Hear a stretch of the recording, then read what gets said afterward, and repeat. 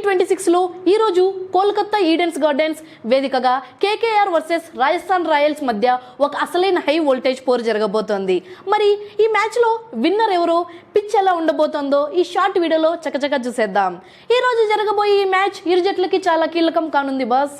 Rajasthan Royals ప్రస్తుతం పాయింట్ల పట్టికలో టాప్ పొజిషన్లో ఉండి ఫుల్ జోష్లో ఉంటే, కోల్కతా నైట్ రైడర్స్ మాత్రం వాళ్ళ అన్ప్రెడిక్టబుల్ గేమ్ ప్లేతో ఎప్పుడైనా మ్యాచ్ని టర్న్ చేసేయగలదు.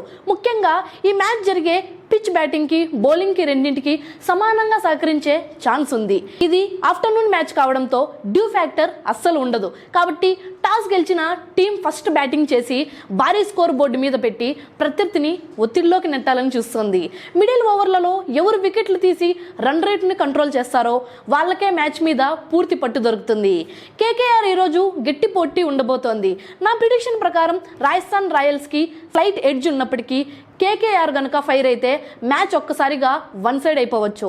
మీ సపోర్ట్ ఎవరికి బాస్? కేకేఆరా లేక ఆర్ఆరా? వెంటనే కింద కామెంట్ సెక్షన్లో మీ ప్రిడిక్షన్ చెప్పేయండి.